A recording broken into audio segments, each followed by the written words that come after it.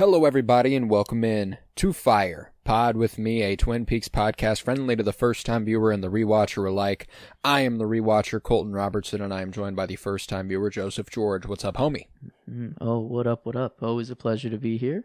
Oh, and it is always a pleasure to have you. Today we are discussing The Return, Part 15, originally airing on August 20th, 2017, written by Mark Frost and David Lynch, directed by David Lynch, and like I said, this is friendly to the first-time viewer and the rewatcher alike. However, you do have to have seen up to wherever we are.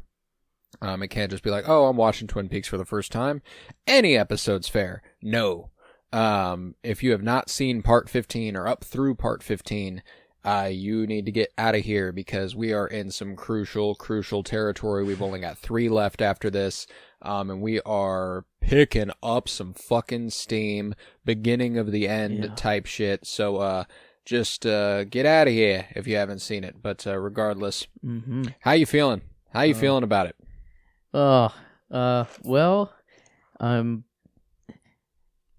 in a weird spot. I think that's what I can say for sure. I'm nervous. Things are getting very, very close. Like the end of the show, just one in real life. I'm like nervous for it to end, but then also for every single character that is in the show, I do have like many worries for. And then Dougie, like what's up with Dougie? What actually happened there? So I'm okay, sure. We got, a Philip Jeffries dropping in as a whatever that was. But the smoke, I don't know. There's something to the smoke. There's something to the consciousness or memories or something with the smoke. I feel like with Andy last episode, Philip Jeffries here. Yeah, I don't even know where there's so much. And then Norma, Ed, holy shit, let's fucking go. Yeah, let's eat. That was the actual golden egg of the episode. It was just all beautiful. So that was nice to start that way because man, did it end. Yeah, I do think if I'm recollecting properly, this is kind of a let's give them something nice to chew on for a second.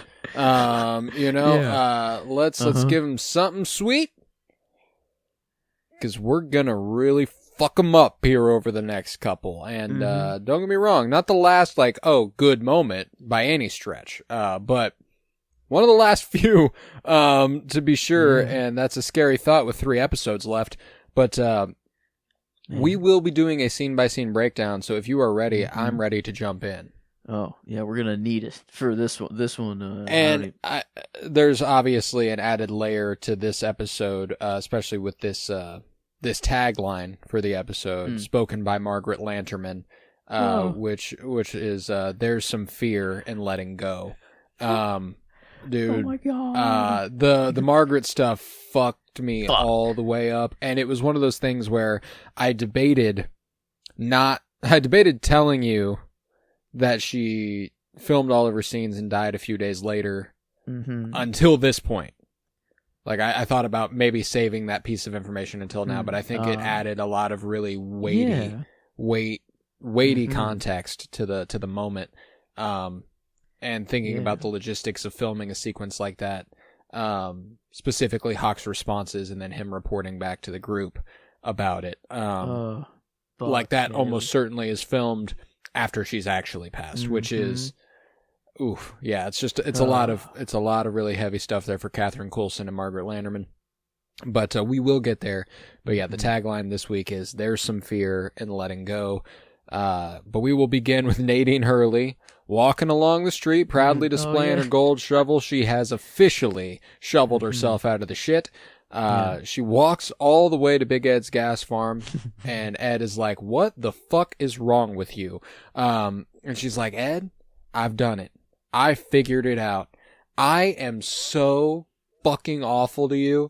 Oh my God, I have done some terrible things to keep you and Norma apart. And obviously I know. I've known all along that's where you want to be, but I've done everything in my power to keep you from it. And baby, I've made a mistake. I do love you, and that really means that I need to let you go. I need to let you be with your love. And I am so sorry I've done this.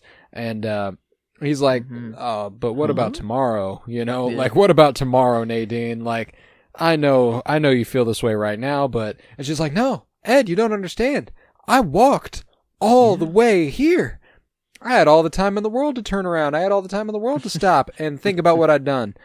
Nah, you're free, baby. Go to her. Go to your love. And Ed's like, holy shit. Okay. Yeah. I mean, sure. You know, you have Dr. Amp to thank. Yeah. Wow. Yeah. That's Ed, not a viewer of Dr. Amp. You know, I think this is a good, a good sign.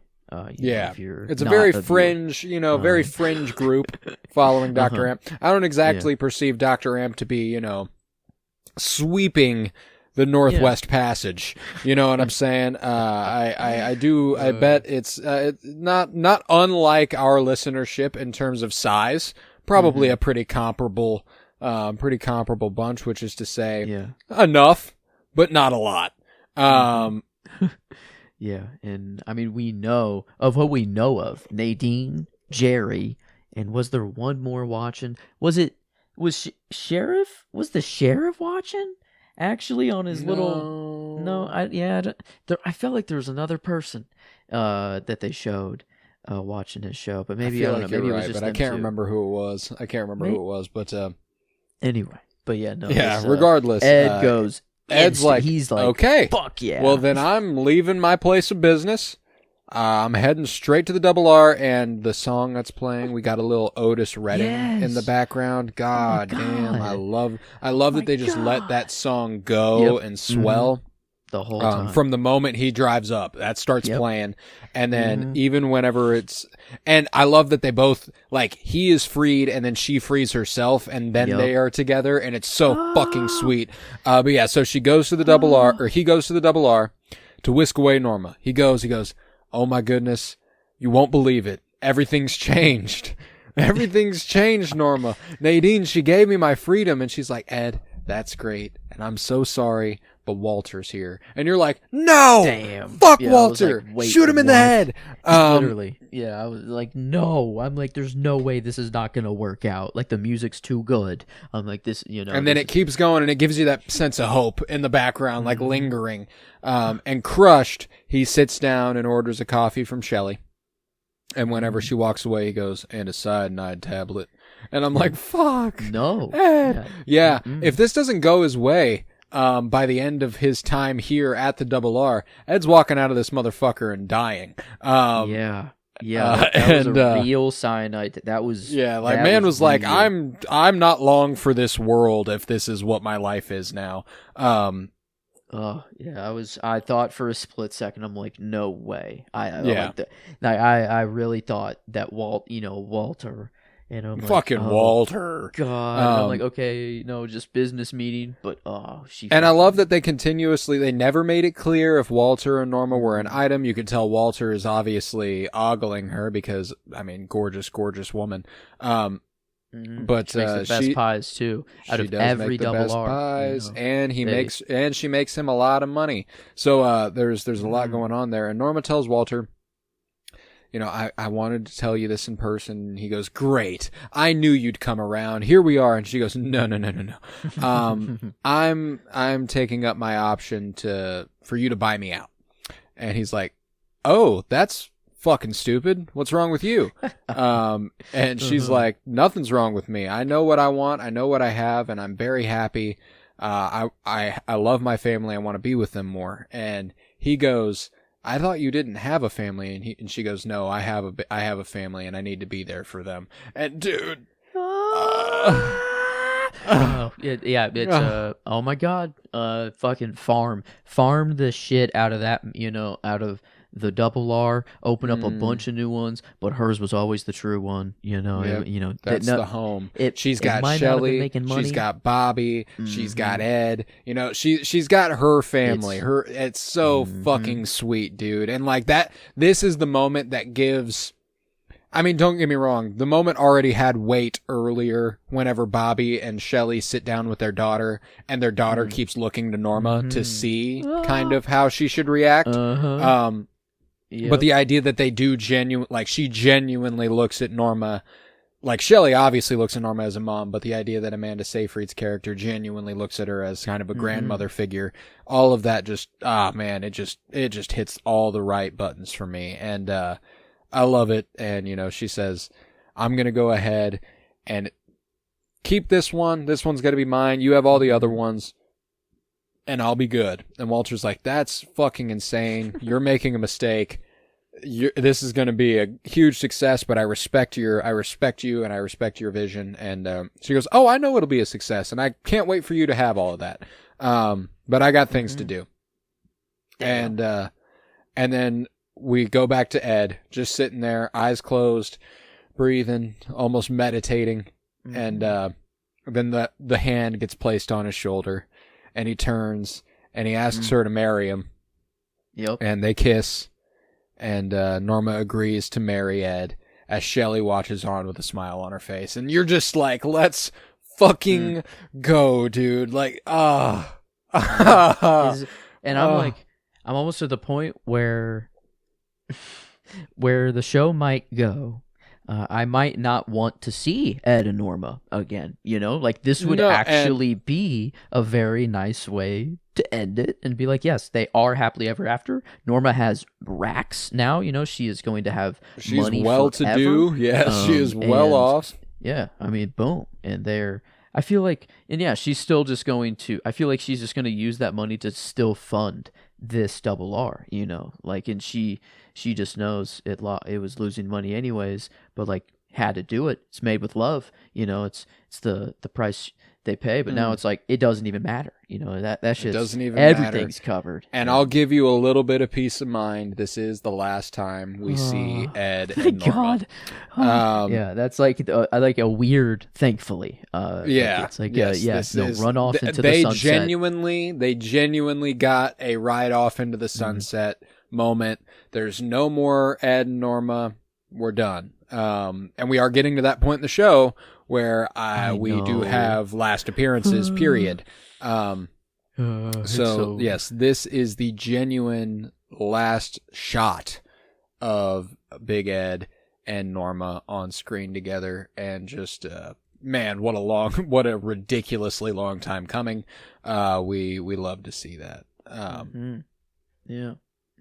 But yeah, I mean, first time I watched this, and even last night, like watching this, I mean, I'm crying like a motherfucker when I see this shit. And this is, I will give this episode that, a couple of moments that make me cry, which I don't think any other episode has had multiple of, like it's been like one thing, and then this one has this, and it also has Catherine Coulson's last scene, period, as a performer, and yeah, that like so just a couple. I mean, and I hate to bring up all the death, but Peggy Lipton, Norma Jennings, she did pass away in 2017 as well. Not long after this aired, maybe even before this aired.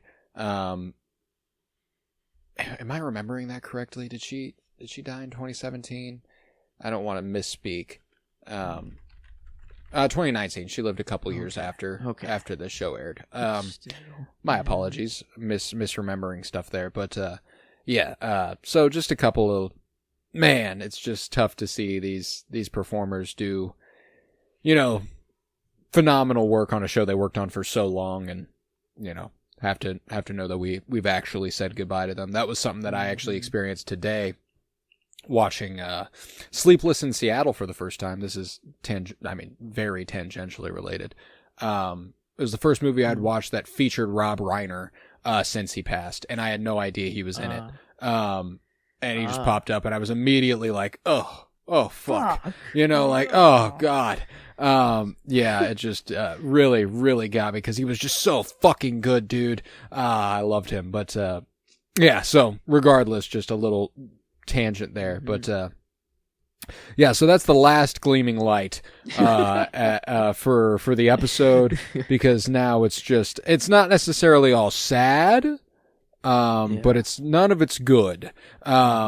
And we're really going to get straight into it as we watch some, power lines and then Cooper's doppelganger driving down a long, dark road, reaching a convenience store where a woodsman leads him up some stairs through inconceivable door into a room above the convenience store, meeting another woodsman by a mechanism and a jumping man. Yes, these are real terms we are using to describe people in the show. And I love the way it fades from like the woods, like the hallway to the woods and, and then we're in this lot that is a motel. Yes, and very, very connected with the real world, but just in another plane, just they're there, but not there. And they don't have to be. Yeah, it's like they almost emerge. But I picked up Major Leverman from Eraserhead here, like just the pull of just an electrical lever, and then he just like has a stick out of nowhere that he just puts into like kind of lever position almost. Yeah. And that room is not entirely unfamiliar to us, as it did appear in Fire Walk with Me, where Laura actually kind of peeks in there in the painting, the painting that she gets where she looks into it and then she sees herself and then she turns around and she's in the room. I believe that room where that gentleman is sitting is that room. If I'm not mistaken, I might be messing that up, but I'm pretty sure they're the same room. At least it's the same pattern. And like the same place. Wallpaper. It's the same place. So, yeah. Yes. Might not be the exact same room, but it's the same motel or wherever. It's the room above the convenience store. Yes. Oh man. Yeah. But no. This was major. No, I don't know. Very, very good sequence here. And yeah. So was David Bowie like unavailable because he was still alive at the time of filming, right? I think it was pretty close that he passed away, and I know it was like he was not alive. So this is archival audio that is that very, very much so slants them into a corner in how to write the scene, which altogether does make it all the more cryptic and kind of perfect for Peaks. I legitimately thought he was still alive, but that's why he looks like that. Yeah. Like it was. That was part of that's part of why he's not a person and is now some sort of steam smoke machine thing, or is in it, or I don't know. So unfortunately, David Bowie passed in January of 2016 on my 16th birthday. By the way, dang. Yeah, big blow there. But he did not get a chance to film his scenes, and it was idealized that he would come back for the show. So there's a lot of mention of Philip Jeffries, but there's actually no telling how much bigger a role he would have played if he was present for it. Now, I can't imagine he would have been much more present for it because the show did start filming in 2015. Okay. And if he died in January of 2016, like there's a chance that he still would have been. So he would have been ailing. He would have been ailing also, but that's why I'm like, there's a chance that the moments where he does appear, it would have just been Philip Jeffries instead of being, some cryptic machine from the beyond. This is crucial sequence, obviously, that we have no idea what the fuck they're talking about. The smoke. He requests Philip Jeffries as soon as he gets there and is led to a motel. And a woman. Okay, yeah, I need to. Yeah, we haven't quite gotten there. Yeah, we sped up a little bit, but we're almost there. A woman approaches and unlocks a room door for him. And the woman notably speaks backwards, which does insinuate that we are no longer in reality. Yes. Inside the motel room, he meets with Jeffrey, speaking through a steam-emitting mechanism. Mr. C asks about Jeffrey sending Ray to kill him. And, and then you get a line where Jeffrey's responds where he goes, "I only ever talk to Ray," which is, one of those lines where it's kind of like, okay, yeah, we're really, they're doing a lot with a little here. And confirms that Jeffries had not contacted him at the motel and that the person who did had sent Ray. He reflects on Jeffrey's appearance at the FBI headquarters and questions him about Judy. He's like, so you are Cooper. Yeah, that is interesting. Like, how does he have that memory? Because was he always does he just have access to all of Coop's memories because he is, I don't know, grown from the same stuff? Yeah. Another important part of this in the series of asking about Judy, Jeffrey says that Cooper has already met him or met them. Yeah. Okay. She's already met them and gives him her phone number through the smoke. Coordinates. Yeah. Okay. Even better. Yes. A place to go. I was like, is he just going to call Judy? Because I'm like, is that a phone number? And then like the phone starts to ring, and I'm like, is that fucking Judy? Is Judy? I was like, we're not going to talk about Judy at all. Yeah. Judy. Yeah. I need to know. He's already seen her, already met her. That's, I don't know. I don't know. I have no inclination of a guess, and I don't think you're necessarily meant to right now. I mean, as far as the name Judy and the insinuation of Judy being a woman does ultimately limit you to a few That's guesses, true. Yeah. But even so, when it comes to a show like this, I don't think, it's Sarah. It's fucking or whatever is inside of her. Yes, it is that thing. Because I don't want to know about Judy at all. That is. I don't want to fucking know about Judy. We don't want to talk about Judy. A matter of fact, we're not going to talk about Judy at all. So I mean, Judy, definitely not the last mention of Judy. Once more, but we're looking for Judy. That's an active. That's an active investigation that Mr. C is carrying out. Oh, which, God. Oh my Lord, are the coordinates the Palmer house? Like, is it the fucking? Is it that house? This is, and the electricity. Like while he's traveling down the road, is that like him traveling? That's how he travels as well, or is it like he is connected with that part of the world? That's how he. I'm trying to read regarding Jeffries. No, is that what you're saying? Coop or Mr. C as he's on the way to this place, and we're traveling with the power lines. It felt like it was as Coop was driving down, or Mr. C was driving down the road. It was like following him in the power lines, or like that's kind of how he. And there.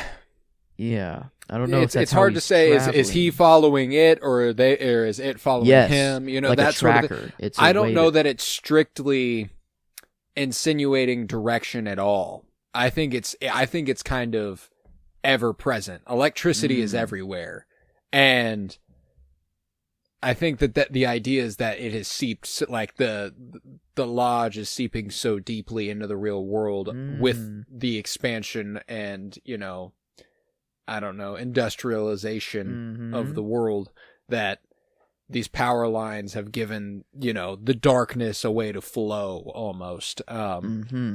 Yeah. The nuclear bomb and electricity. I feel like, that was just the inciting event, and then it was, then it's just over. I don't know. Well, then you think about something that was deeply connected to the first couple seasons, and I wonder, again, I often wonder how the limitations of network television prevented the original 2 seasons of Twin Peaks from diving into certain stuff the way The Return does. And obviously, there's no doubt it's a substantial amount.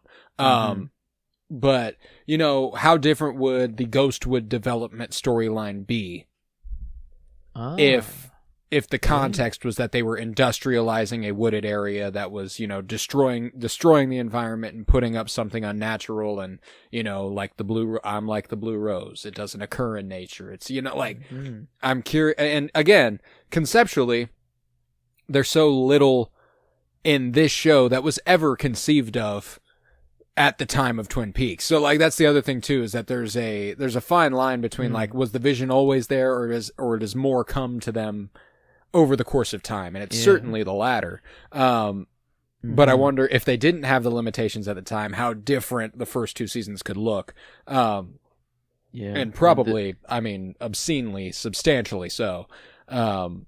Even this limitation they had of David Bowie with like Jeffries, I kind of thought, well, okay, there must be a reason why he's not on screen, actually, you know, like why he can't be there. Like it seemed that they were in the Black Lodge, but it also kind of seemed that they were in the waiting room version of the Black Lodge. Like this was, I don't know, there were curtains still at points, and then the trees, going through the trees, kind of, I don't know, it all seemed kind of waiting room instead of Black Lodge. But I wondered if Jeffries is like, he is in the waiting room, or, you know, the red and black and white waiting room, or somewhere else. Like he isn't in this plane. He is somewhere else. And this is how, the only way he can communicate with Cooper right now is through this smoke method, I guess. You know, because the only smoke connection I can make is Andy going up into the lodge, getting the, you know, his... And the thing that I was trying to point out is that the mechanism itself looks pretty similar to the thing that Andy held in his hands. Yes. The little spout, it has. Yeah, he's like the big old teapot. Tip him over and pour him out. Yeah. So this, you know, it's very, I don't know. Is like, I kind of have a theory of how everyone is someone, and the, you know, the lodge represents someone. You know, Briggs being the giant. You know, is Andy, Philip Jeffries? You know, is this, is this the weird turnaround? I don't know. Are they connected in some weird way? But it feels like Philip Jeffries, Coop, and oh my Cole? God, freaking. No, Albert. Oh my Lord, I don't know why it was eluding me, but they are. I don't know. They do seem. Andy doesn't feel like one of. I don't know. That doesn't feel right. Philip Jeffries doesn't feel like the giant. He was a real human that then got tied up into all of this stuff. Exactly. So, I agree with that completely. It doesn't. He does feel like more like Coop than he does. You know. Yes. I don't know, like, yeah, it's strange though, like, thinking back to, like, the waiter and shit, like, what the fuck was, or, like, the room service, you know, the guy, warm like milkman, or it's, you know, it's better getting drink cold. it quick. Yeah. Like, this is, coffee. Man. That's one of the ones I always remember from him. But yeah, no, so, like, there are these weird in-between people, again, like, Mrs., what's her fuck? The neighbor lady. The chick who lived in the house, and then they went there, and then she had the grandson. Yeah. You know, like, yeah. What the hell? Haven't seen them. You know, bro had magic corn disappearing act, you know, out of nowhere. That's a little weird to throw into the show, and then just to never be around again. It was in Fire Walk with Me briefly. You know, they gave her that painting. Yeah. They. What the fuck? Ooh. What the fuck? Laura's just, I don't know, kind of where Coop went up the stairs of the convenience store. I don't know. Maybe Laura's doing the same in reality, but just doesn't know it. She is meeting with with some Black Lodge beans and not real people. But that's the first actual child. That's an actual kid. Everyone else is an adult, I guess. But that was a boy. Yeah, that's weird. I guess was a young lad. I guess I gotta find her name because I feel like it's probably worth remembering, and I feel like shit that Miss Tremond or Tremond, Tremond, Mrs. Tremond, something like that. Okay, yeah. Well, I mean, it is Lynch's grandson, I believe, the boy as well. Son. Straight up son. Oh, just straight up son. That is because in the 90s he was much younger. Yes. Okay. Yeah, I just know it's my no. I don't. I only know Lynch. The way you see him as the white-haired old man. Mm-hmm. Yeah. Yes. He was eternally like that. He was like at one point a very fine young man, and then was an old guy. And there was like very little in between. Right. Yeah. So, anywho, he reflects on Jeffrey's appearance at the FBI headquarters and questions him about G.D., who Jeffrey says Cooper has already met. Jeffries then gives him a set of coordinates. A phone rings as the doppelganger continues questioning Jeffries. And as the mechanism disappears, the doppelganger answers the phone, but is promptly teleported outside the convenience store and finds that the line is dead. Matrix style, where we're going. Yes, indeed. We're going full simulation here. And this is... See, I feel like the best example we've seen of just legitimate electricity traveling, traveling from Lodge to reality, like and a direct tie from one world to the other. And yeah, I mean the actual convenience store. It's not actually there, I feel like it can really appear anywhere. Doesn't have to be that location. Maybe it's just this day, it's here. But Coop knows to drive to it, I guess. But yeah, just does the like the weird framey thing and smoke and stuff. But yeah, it's like I love the fact that it doesn't feel that it is like always right there on that road in that forest. Right. And, no, it doesn't. It doesn't just appear and disappear right in this spot. Mm-hmm. No, it feels like it's. It goes where the darkness calls it or whatever, like it's again, hard to say, but, leaving the phone booth, Mr. C is confronted by an armed Richard Horne. Oh, that's my boy. That's his boy. Right. Yeah. I've abandoned my boy. Son, Richard Horne. To your head. Yeah. He knows him as an FBI agent from a photo from his mother, Audrey. And I like that Coop, Mr. C's like, who's your mom? He's like, Audrey Horne. And he's like, oh yeah. Yeah. He's like, oh no, for sure. No doubt. I've got plans for you, buddy. Get in the truck. Yeah. It's a sick FBI move. I feel like this is, or I don't know, they teach you this. This is some of the muscle memory shit. Yeah. The fucking... and like, what the fuck? Even Rich is like, what the fuck? And then just boom, never threaten me again, you fucking idiot. Just get in the truck. We'll talk on the way. I mean, damn, that's like first time meeting your dad. You don't even know it's your dad. I don't know. Maybe he does have some inclination, I guess. Because I don't know. Yeah, Audrey's probably not keeping a bunch of photos of a bunch of random guys too, Yeah. So, although a guy worth keeping a photo of, Agent Coop. Yeah. Mm-hmm.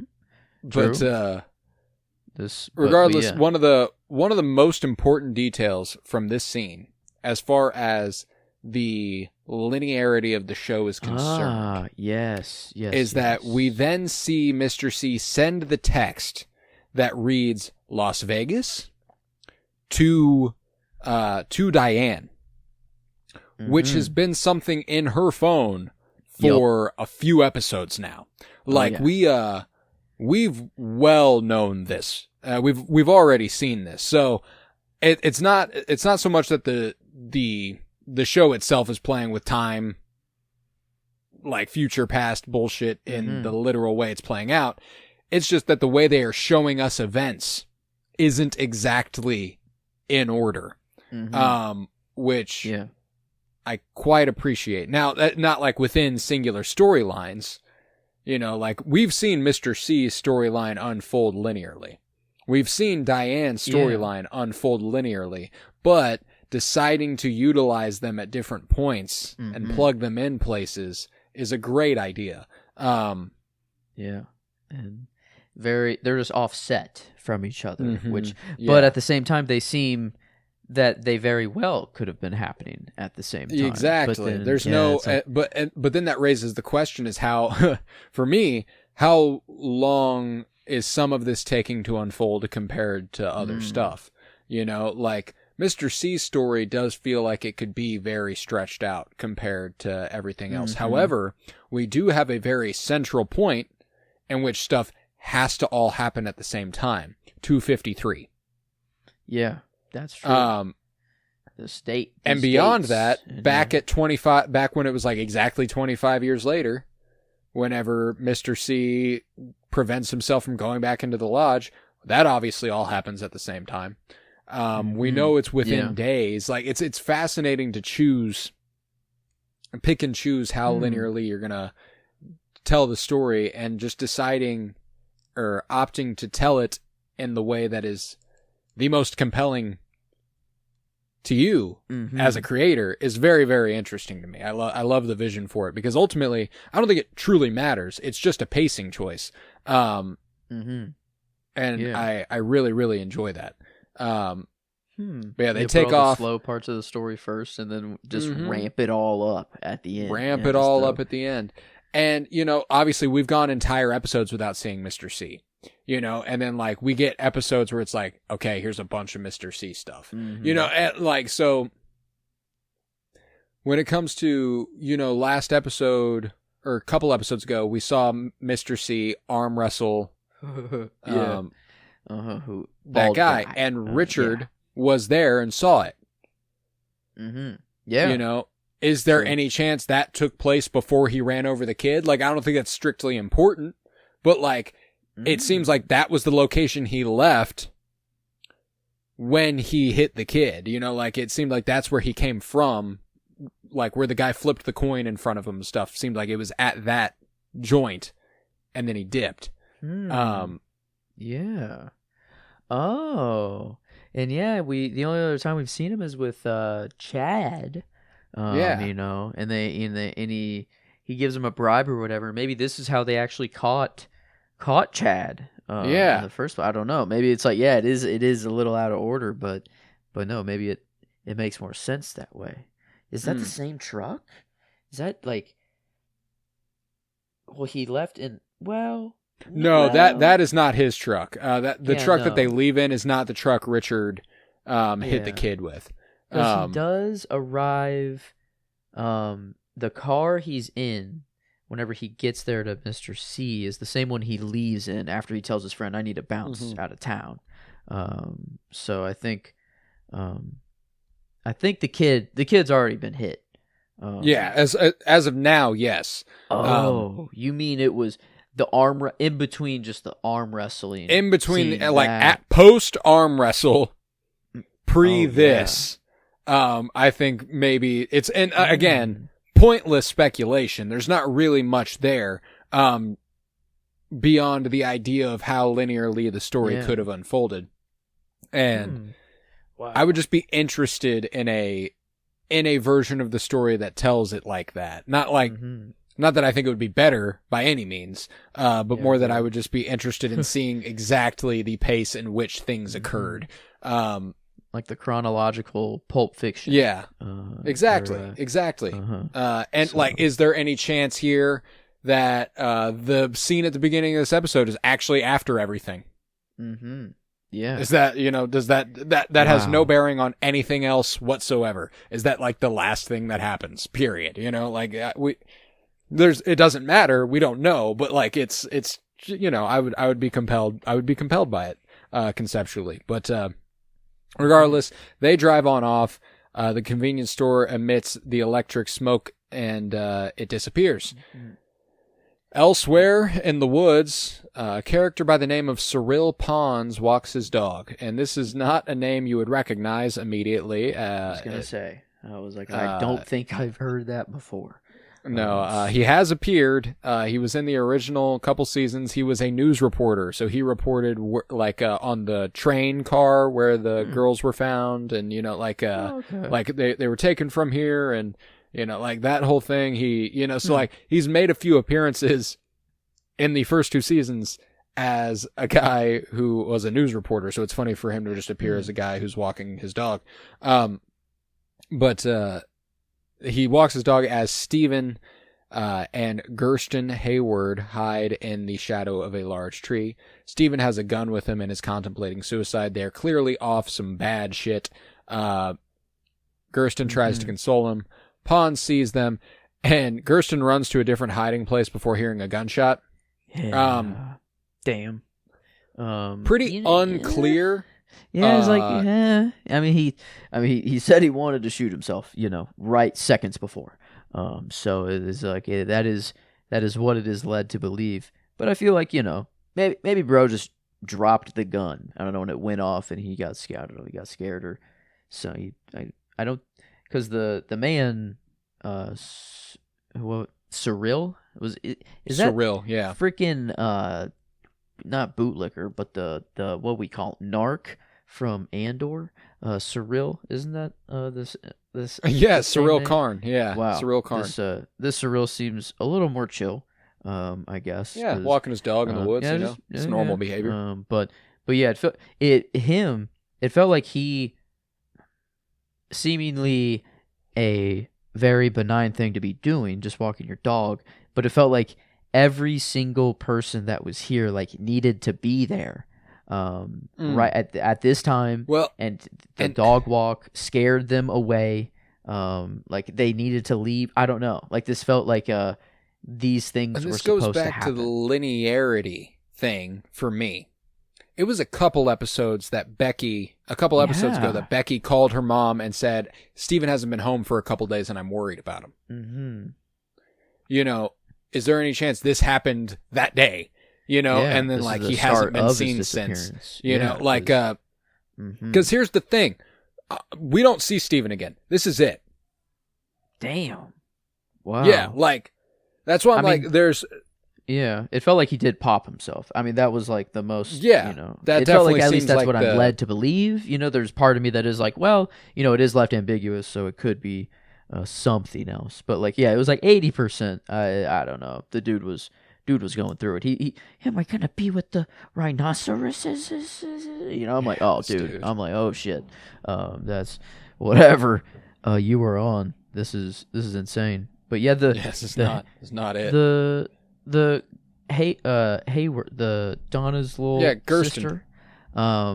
She had some rings on. I don't know. Her jewelry was very reminiscent of the jade ring that is in the Black Lodge, but different colors. I don't know. And but so the part that fucking kills me about this scene is her immediately running whenever somebody stumbles upon them. That's funny. Now obviously they're off drugs. Yeah, obviously they're off drugs and paranoid already. It's just a dude walking his dog. It's just a guy walking his dog. Mm-hmm. There's nothing wrong with sitting by a tree in the woods. Yep. Yeah. I mean, I think Steven tries to hide the gun, and I think he does. The dude didn't even see the gun, and I think that was just oh shit. And then the drugs paired with that, they just didn't know what to do. He didn't shoot Cyril. Because he goes on back to the trailer park and tells Carl about the situation. Mm-hmm. They look over at Steven and Becky's trailer, which still has a window broken from their last fight. And that's that. So, obviously didn't shoot Cyril. Gun was fired. Maybe he did that to scare Cyril off, Who knows? Yeah. Yeah, it almost felt like a duplicate interaction from... this was in the show, I think, when Bobby and Laura were out in the woods, and he was getting Bobby kills a guy deal, and I'm like, ooh, this feels it felt very similar. Yes, I agree completely. So it is this cyclical kind of thing that's happening, and now it's not Laura and Is Steven like the child of someone that we know, or he's just kind of? I don't believe so. Yeah. No, I think he's a new addition. Okay, but now it's passed on to the Hayward family. Not you, Donna. Not you. So, yeah.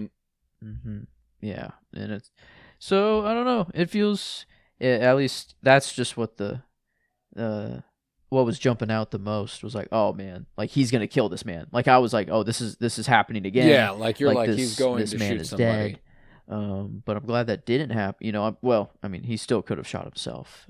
But yeah, unclear, and we'll never. Wow. I don't believe it's answered. We never see Steven again. This is the last appearance for him in the show. R.I.P. or I don't know, Steven. But that's a really, really good example of the kind of narrative we're dealing with here. Which is that we've dealt with a lot of stuff that we've been like, I wonder what this means. I wonder what this means. I wonder what this means. Why? Like, why? Sometimes it doesn't fucking matter, dude. Like Steven doesn't show up again. Damn. Is it actually a dark ass? Like now Becky is free too. Like the whole family is now free. Bobby to still be. Bobby still remains, I guess. Are we going to get a Bobby and Shelley reunion as well happening? We got the Ed and Norma.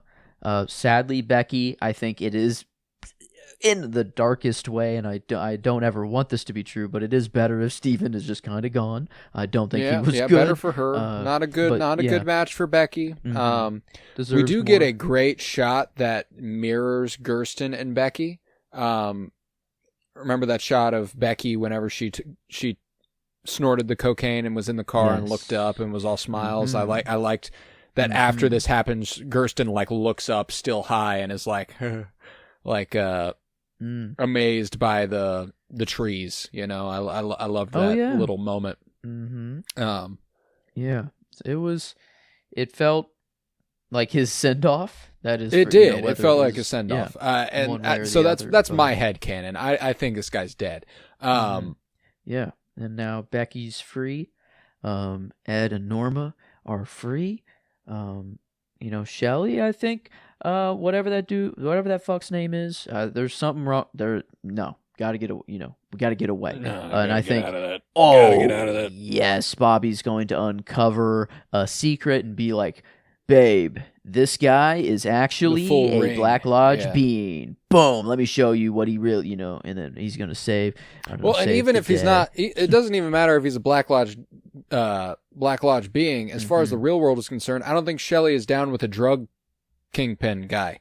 And he's the one who sold Richard drugs to sell. Like, he's a distributor of whatever this weird exotic drug is that's coming from over the border. Leo Johnson, however, that dude was a distributor. But she was also 19. I guess, I'm assuming she's learned. I'm assuming she's learned from her mistakes. She just doesn't know this guy as well as she knew Leo.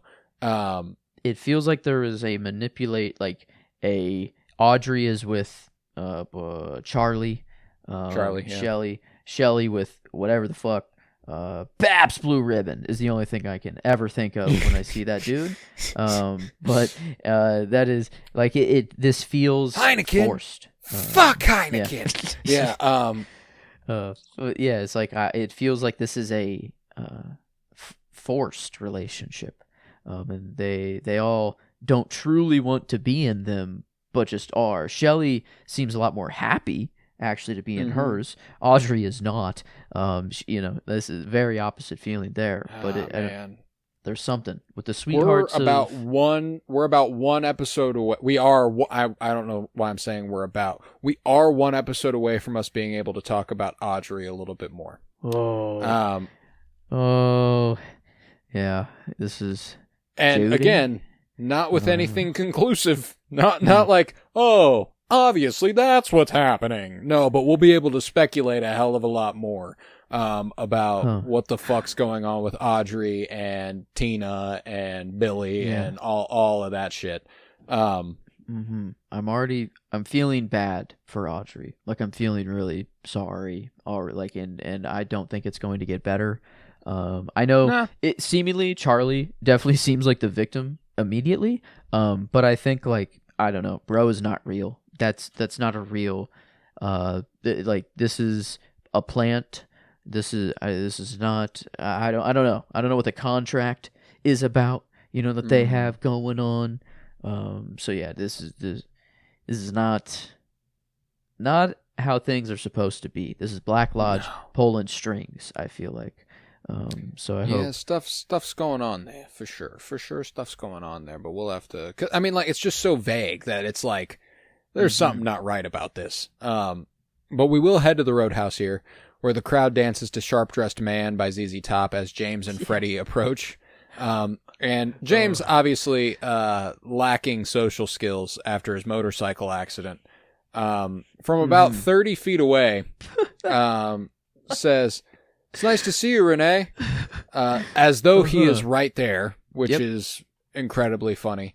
And Chuck, her husband, is like, "Hey, buddy, you have a goddamn death wish? Because I'll fucking kill you if you talk to my wife."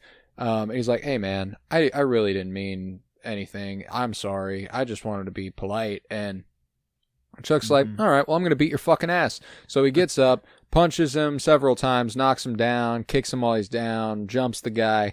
And that's when Freddy comes to the rescue. Giving a little love tap to Chuck and his boy. Oh my God. I mean, and it felt like he held back. Like it. Oh, this he was did. Just a douche. This was a little tap. It like broke bro like could the have sound flicked barrier. them. Like I mean, holy shit! This is. He's like, "I'm sorry, James. I really tried to. I really tried to hold back. I really did." And he goes, No, it's okay. Thank you, but damn.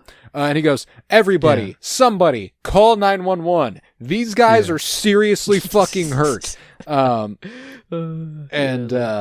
Chuck is. And he looks down. He's like, "Renee, I'm so sorry. I didn't mean for any of this to happen." And Renee, obviously, in a little bit of a, is kind of like, "What the fuck is going on here? Who do you run with?" And he's like, "Oh God, his eyes do not look right." And he's like foaming from the mouth. That's gonna get James and Freddie locked up. But we'll get there eventually. But elsewhere, Wilson brings Headley to a Douglas and Jane Jones. These are the FBI agents in Vegas. The Wilson brings Headley to a Douglas and Jane Jones and their family that have been brought in for questioning. The kids aren't too happy. Kids. And yeah, this is the FBI. Like this is like damn, this dude he blew up on him last episode, like, "This is the FBI, this is what we do." And it's like, well, maybe this dude is actually just kind of. And I love that Wilson is like, "How are we gonna do this?" And he like really can't fucking do it. It's so goddamn funny. Like, I mean, the fact that there are multiples of Douglas and Jane Jones in the Las Vegas area is kind of wild. But the fact that there are multiples of like literal people is wild also. That's true. This is true. we are dealing with a weird thing. But we'll head over to New York, where Todd tells Roger to find Anthony Sinclair, because we're going to deal with Anthony Sinclair. We're going to get him killed. But that's when Chantal pulls up, kills them both. Deuces. Bye. And poor Roger. I mean, the cap. If I recall correctly, you told me you don't watch this with closed captions on. No, I do not. Oh my God. It just made it so much worse. It says terrified wheezing, which is just so fucking sad. Like he's going out scared out of his mind, which you can already glean, like that's not entirely unobvious, but it makes it absolute, terrified wheezing. Like this guy is like, "Oh my God, I'm not going to live. I see the light and I'm terrified of it."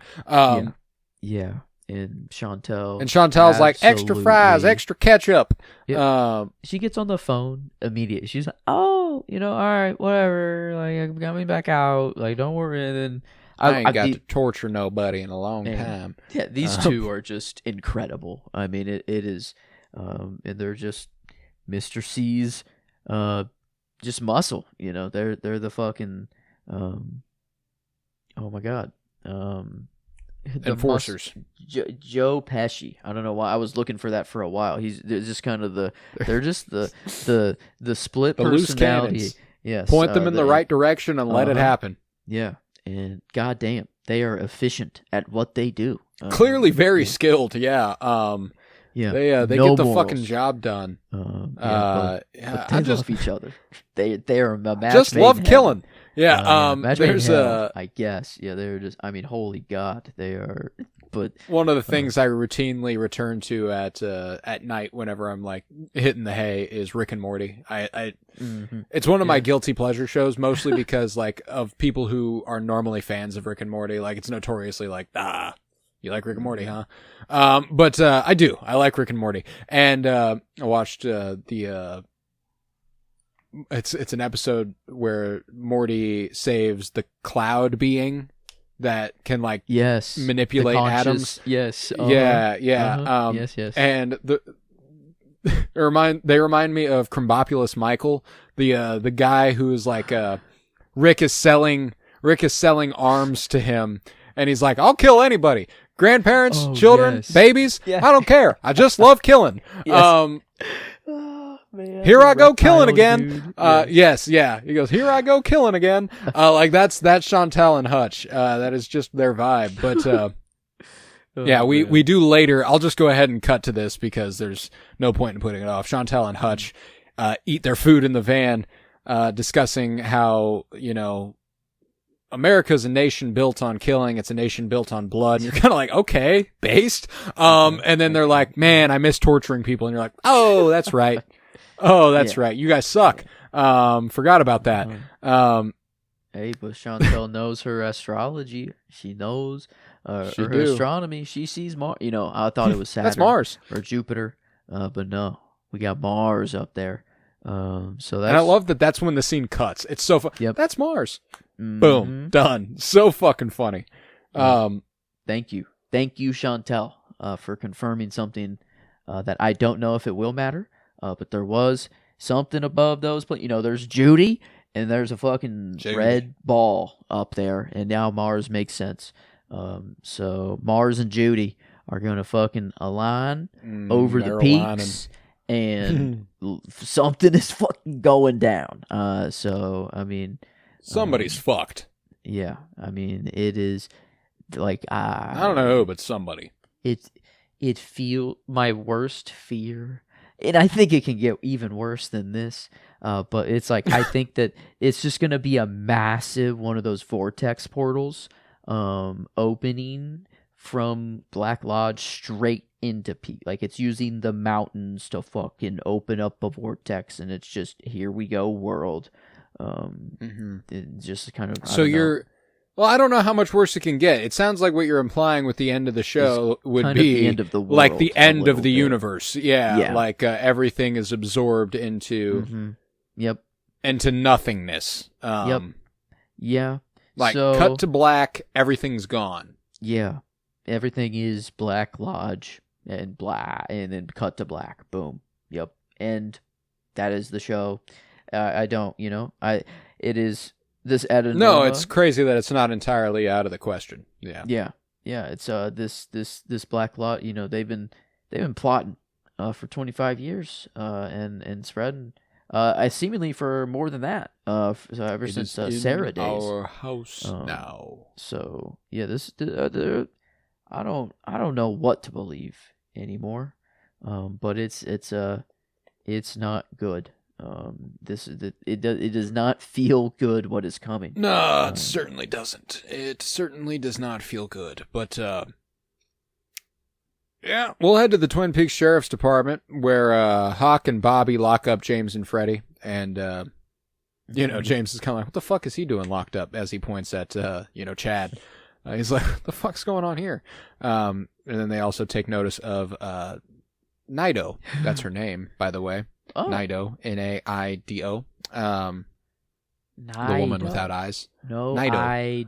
No, Ido. No, Ido. It's like it's no, Ido. No, Ido. Just can't even really talk just face. either.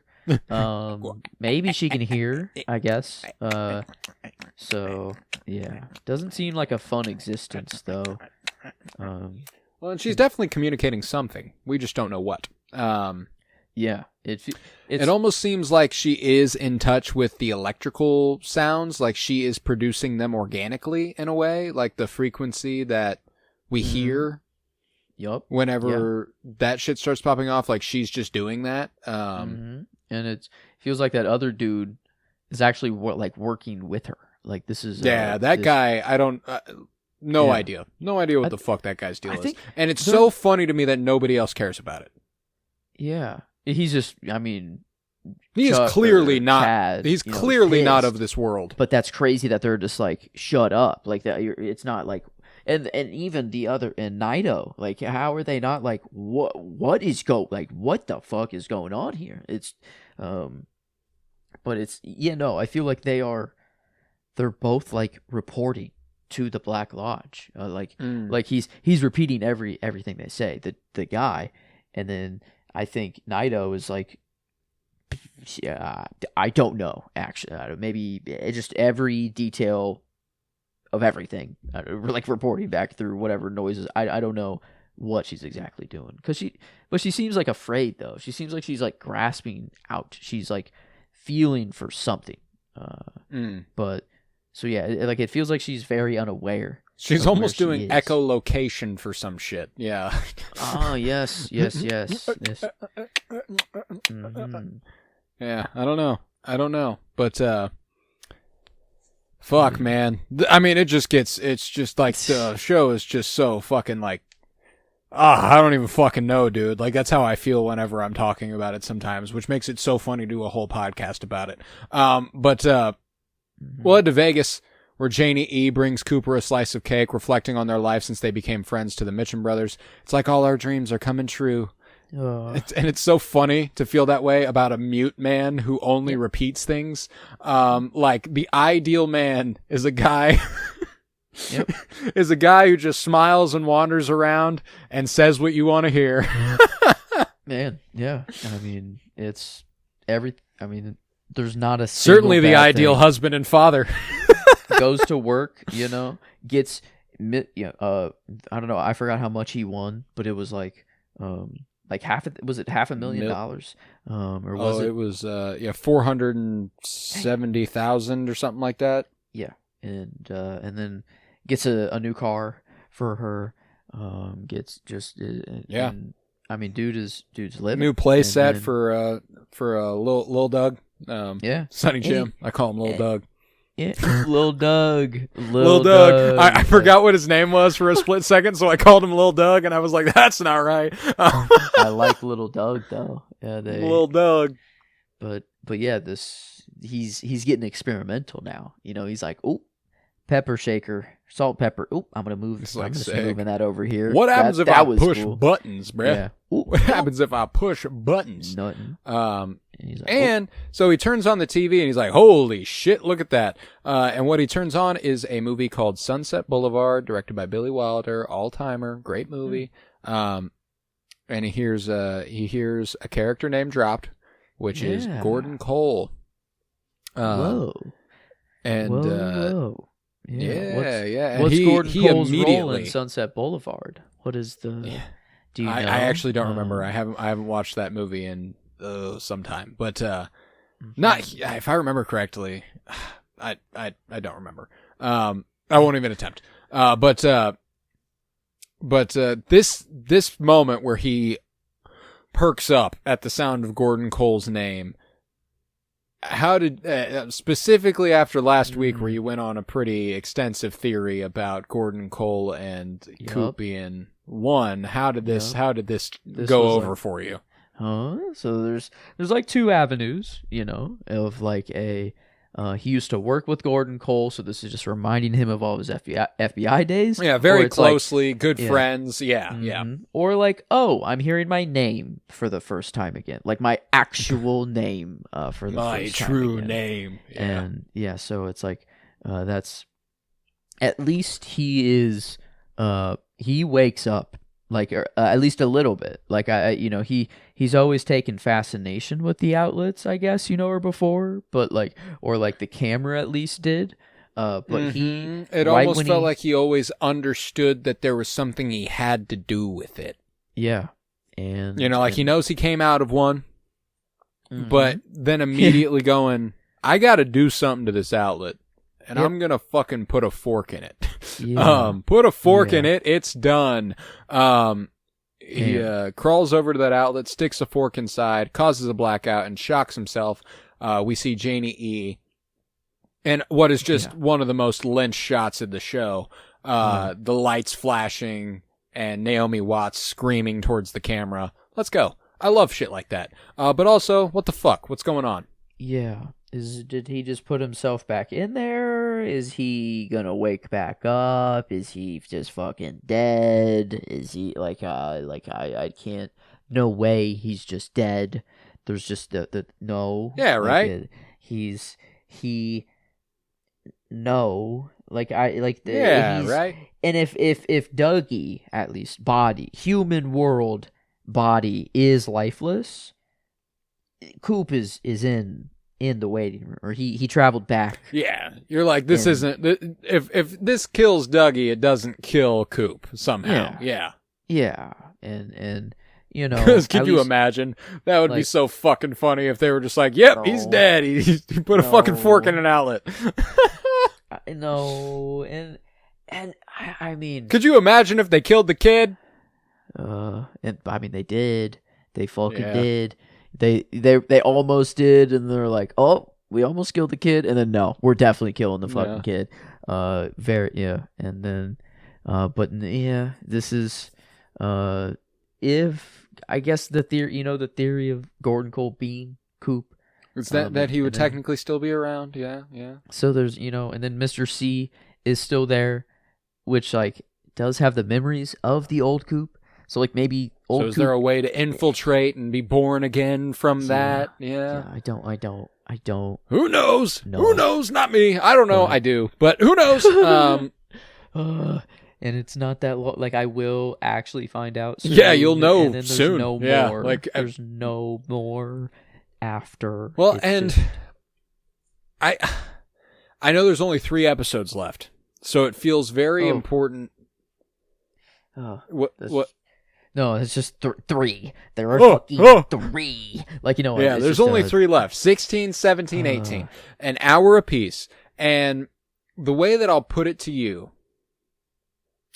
is that the average movie is 2 hours. Mm-hmm. True. So. True. And a lot can happen in a movie. Yeah, when we have 3 1-hour episodes left. Yeah. Got an Oppenheimer's worth. I'll say 17, 18 are. Feels like we're first half of something, second half of something. And 16 is those steps right into it. So I mean, the last 3 feel like one finale. It's all that important. I'm trying to give you a frame of reference for how weighty the next week particularly is, because while there is 3 episodes left, this isn't your average 3 episodes left. We're in there. Stuff is going on that is fucking huge. We'll get there. We'll get there. Dies. He's fucking dead. Dougie's dead. Dougie's dead. And look how they massacred my boy. And then it's just one thing. Yeah, this episode. I mean, it just kept going. It's just I'm like, holy fuck. It did. So we'll head out to Twin Peaks, where Hawk gets a call from Margaret Lanterman. Damn it. No, it doesn't get better. She picks up the phone and says, "I'm dying." And he goes, "I'm sorry, Margaret." And she says, "But you understand, death isn't the end of something. It's just a change." And she says, "When I'm gone, remember everything that I've told you. Everything from when we used to be able to speak face to face. Watch for the one under the moon at Blue Pine Mountain." Yeah. The one? Yeah. I don't know. Who are they referring to? Do they have this conversation actually on screen? And Well, that's the thing, is the last time they had a conversation on screen was in season 2, maybe. It might have been season 1. So I'm like, I don't know who she's referring to here.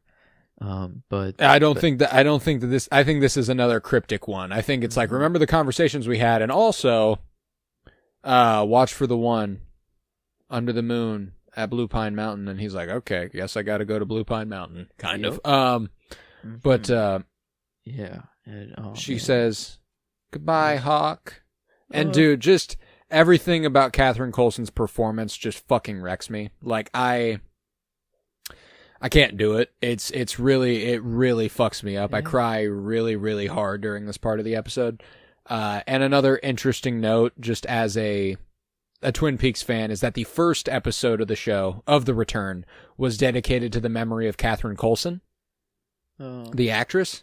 This episode is dedicated to the memory of Margaret Lanterman, the log lady, which is just man. I don't know. It tickles me a little bit. And again, like, I gotta give some camera too. She the phone was not there. God, dude, there's something happening that's otherworldly regarding the understanding of the weight of this moment. From Lynch's part, from Coulson's part, just all of it. And Michael Horse on the other end of the phone. Whenever she says goodbye, Hawk, and then he says goodbye, Margaret, and then he says it one more time to himself. Oh my God, dude! Like, I'm having a tough time fucking talking about it. It's it gets me, and just the quiet moment he says it to himself fucking wrecks me. And then to immediately have a scene eulogizing her, basically, where Frank sits in the conference room. Soon joined by Bobby, Lucy, and Andy, who are all called here by Hawk. And I love that he just emerges from the darkness in what is a gorgeous shot, by the way. Whenever he looks down, it looks like a painting. Like, after he tells them, and he, like, puts his head down, and he's, like, barely lit. My God, what a gorgeous shot. And he says, Margaret Lanterman passed away tonight. And again, the ethereal, otherworldly understanding that Hawk, like, felt that this was the end. Yeah. Like, she died. Yeah, like, he's never, like, doubted, I feel like, her before, and I think, like, even in real human life, like, there is, if you are of that age, I feel like it is a will of holding on, almost. Like, you kind of do maybe know a little bit, like, if you could just let go, which is crazy, but like but especially with her, and like, I had like, the light inside of her cabin going out. But she went into her log, just like Josie went into the knob. I think if you're not wearing a ring, or whatever, you just go into whatever the nearest thing go is into to something. you, maybe. But that's why she always carried her log, in case she ever died. Boom, she'll be with her husband again in the log, and they're there together. I like that. I like that. And it's what got me to, like, realize, like, in real life, like, is that like our version of that is the rings, like wedding rings. Like, we do that. It's like, not in like a spiritual way, I don't. It is just more of a symbolic. Well, and some of it is very spiritual, though. Like, that like, that is when the you go one to a thing wedding that will ceremony, they remain. say the ring is circular, symbolizing the eternal bond, the never-ending nature, and all that stuff. Like, if you're buried, like, even together, eventually, like, your skeletons will rot away, but those rings will last much longer than us, which is weird. Like, those will be actually the last things left behind. Are just the rings that you're wearing. And it's like man, and the fact that Dougie becomes Gold Ball, I don't know. Dougie it was like become Gold Ball. Yeah, it was a weird kind of real life, like, thought of, like, oh man, wedding rings are so much more meaningful than, like, I already knew, like, and I'm like, holy shit, like, in a ring, like, we hold so much symbolic meaning behind it, but it became even more beautiful through this random log lady connection thought moment as yeah. I'm like fucking crying. Yeah, I mean, like it's There just sad is- for Log Lady. There is one other thing regarding this scene that cracks me up, which is like, and it's only on rewatch that I ever noticed this because I was too busy fucking crying the first time I watched it. Mm-hmm. Frank is just looking at a picture of a fish on his fucking computer the whole time. Oh my god, I thought so.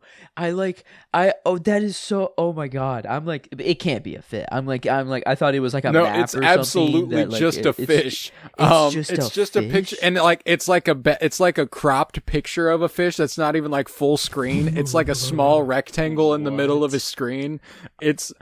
And again, I don't know. What God just the likes his hell? fishing. Fucking kills me. Wow. But yeah, so there's just a picture of a fish on his screen the whole fucking scene. Oh wow. And like whenever he looks down and takes his hat off, he like sets his hat next to a computer that just has a picture of a fish on it.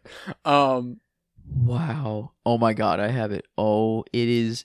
Why is it cropped like that? Why is it just so in the middle of the monitor? Well, it's just so such, much is black. What's so funny Like- to me is that's such that's such a old guy on a laptop vibe.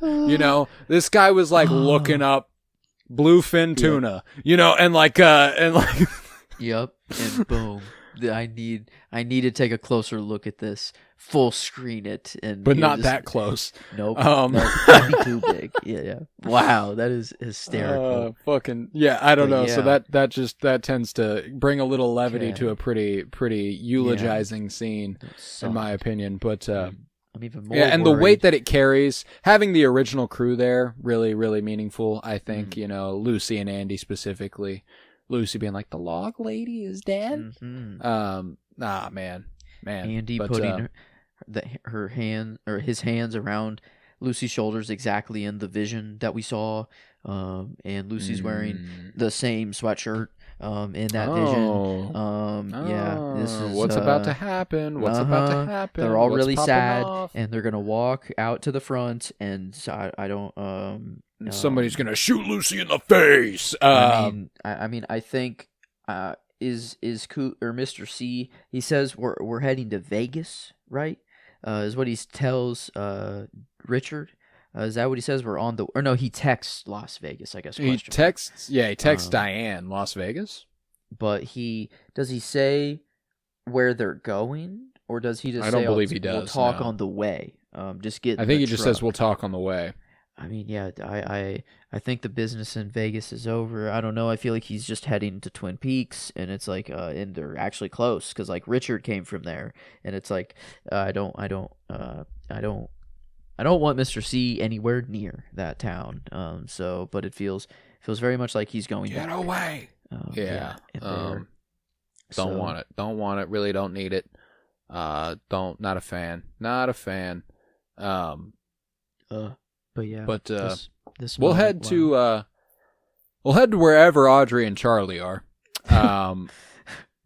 Yeah. Preparing to leave for the roadhouse, though Audrey holds them up, which again, Yeah. interesting. Almost like she's trapped. I don't know. Purgatory. You know. It's like she doesn't even know anything. I don't know. She is very unaware of what just happened 5 minutes ago.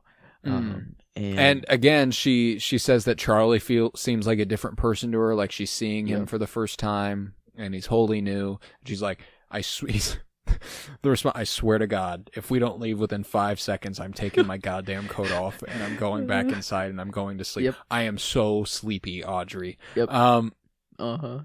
And here comes the coat. Here comes the coat. Off comes the Off coat. There Yeah, it is. Oh my God! I was like, it took me way too long to get there. But yeah, no. Off comes the coat, and Audrey Charlie. attacks him. Yes. Fucking does he? I mean, shit. So it kind of looked like she was choking him. Oh yeah. Yeah. So this I don't know about Charlie. Dougie. Charlie's cooked. We'll see. Charlie's dead. Charlie. Oh shit. Yeah. Charlie's dead. Fuck Charlie. No, I don't know that Charlie's dead, but this might be a last appearance for Charlie. I can't remember. Yeah. He's at least. No, it is not. It is not Charlie's last appearance. Doesn't seem that Audrey can ever, like, she can't leave. It's like she wants to. She's expressing that she very much wants to, but like she doesn't even ever put her coat. And Charlie her coat being like, "You were the one who wanted to leave. Now it seems like you are not the one who wants to leave. What are we doing here?" But yeah, I more than anything, I told you that we're going to be able to talk about this a little bit more next week because I really have no idea what the fuck to say about it now. Like we've kind of said all I feel like we can about it until next week. Yeah, interesting. Yeah, it's like post Dougie and Mr. C arriving, Richard coming back. Like, oh, maybe that's where Mr. C's headed. Initially, yeah, he's got Richard in the car actually. So, it'd be weird if family reunion type shit. Yeah. Yeah. Charlie might as well be dead. So yeah, like either way, if Audrey killed him or if Mr. C's about to walk through that door, I think nothing good going on there. But we'll head where Audrey's destination lies eventually, where she wants to get. She says so anyway. At the Roadhouse, the Vales perform Axolotl as two men remove a girl named Ruby from her booth, set her on the floor, and she crawls on the floor up to the front and screams. Okay. Again, one of the most Lynchian moments. Very I much. love this moment. Don't know why I love it. I also love Charlene Yee, the actress playing Ruby. One of the weird little castings that's like, oh, fuck yeah, for me. Like, no way, this person's in this. She's not like a huge actress or anything, but is a very consistent character actor who does a lot of small stuff where she's this awkward chick who pops up and stuff and is funny and then dips. Yeah, it was very. At first, I guess I thought these two guys had different intentions. And I was like, oh fuck. And I was actually just glad that they just wanted the booth. And that is all they wanted. But then, yeah, the weird. Who's she waiting on? You know, I'm waiting for someone. Okay. You're very underage, it seems to be here. Anyways, like this, am I just, is she very young looking for her age? Or like, she is very young looking for her age. She's been an actress for a very long time and has looked this for a very long time. Okay. Charlene Yee. I wonder how old she is. I've actually never looked into this because she's just always kind of looked like that. Charlene Yee, let's see. On IMDb, does it give date? No. I'll have to hit the Google. Yeah, she turns 40 next year, so she's 30 at the time of this. Yeah. Oh my god. She turned 40 a few days ago. She turns 40 as of the day of recording tomorrow. Holy shit. Wow. I mean, I was honestly giving her like maybe 18. Like, that's insane. Yeah, no, she looks very, very young, and she's always looked like that. Oh my gosh. Okay, wow. This changes the dynamic, I guess, a little, but I don't think really too much. I think it is just not 100%, but like yeah. It's like it is what no one seems to actually be noticing, you know? Yeah, but no like one cares, also the song, you know, it like kind of hit. No one helps. Yeah. I don't know if the song was covering it or like it. People just thought she was really, really enjoying the show. But that wasn't a enjoyment scream. No. Yeah. And I think that there is almost a, you know, kind of the whole idea of what happened to Laura embodied in one moment where it's like, you know, she's taken out of her world, placed in another. Everybody sees something's wrong. Nobody does anything about it. People ignore it.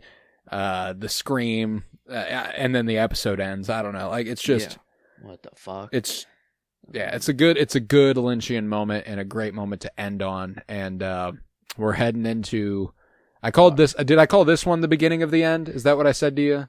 Or was that last week? Oh, maybe that was last week, I guess. It did.